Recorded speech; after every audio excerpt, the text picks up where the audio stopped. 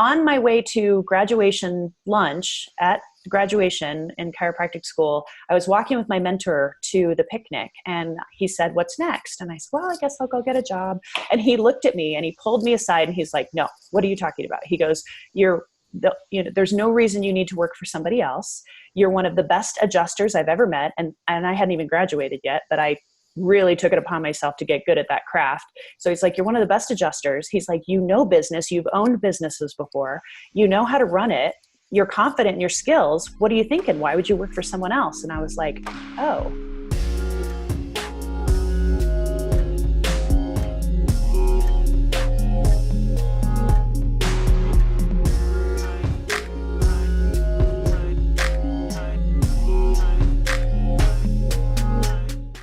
And you talk about goal setting a little bit. That's actually a big part of a lot of the experts that we've interviewed so far.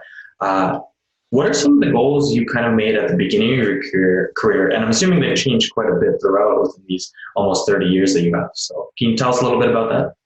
Yeah, gosh, again, everything in my life changes. I love change. So yeah, the goals have definitely changed. I've been in practice in my current office for 14 years. I opened it right out of school. So I really had no idea what I wanted other than to open my doors and make people feel good and hopefully make some money. And from there, it got so different. I wanted to get deeper. I wanted to really teach people how to stay better. And I'm not sure that that was a thing right at the beginning because I didn't really know that was possible. But then I started noticing with these different changes I made in my office that people would stay better longer and better longer and better longer as long as they did their part.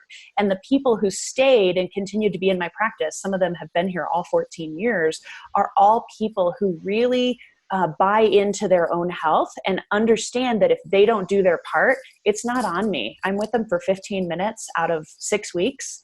They're with themselves that whole time. And so I think that based on that and knowing that I enjoy those people more, I have changed my treatment to attract more of those people. So that's what, for me, what changed my goals is the people I want to hang out with more. I'm like, ooh, I like that one. I like that one. I like that one. I don't really like that one. Okay, so don't do what that person likes. Do what these other people like. And by doing that, it just kind of created an office full of people that I can't wait to see every day. And I think that influenced my goals hugely. Now, as far as opening up your own practice, was that always a goal, or is that the majority of chiropractors is just to get their own practice? I think most chiropractors have in their head that they want their own practice, but about 90% of them, I believe, start out of school with an associate. They go and work with another chiropractor, apprentice with another chiropractor, or something along those lines where they become an employee. I knew myself well enough to know I wasn't going to be a great employee. I'm much more driven. I like change. I don't like old patterns. I like to shift those, which is part of the reason my patients like me, because I constantly shift their patterns as well. But on my way to graduation lunch at graduation in chiropractic school, I was walking with my mentor to the picnic, and he said, "What's next?" And I said, "Well, I guess I'll go get a job." And he looked at me and he pulled me aside and he's like, "No, what are you talking about?" He goes, there's no reason you need to work for somebody else. You're one of the best adjusters I've ever met. And I hadn't even graduated yet, but I really took it upon myself to get good at that craft. So he's like, "You're one of the best adjusters." He's like, "You know business. You've owned businesses before. You know how to run it.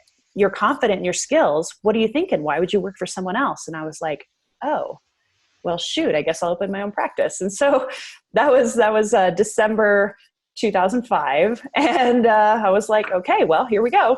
And I just started taking the steps forward, created my logo at home, and moved to Denver and started my practice.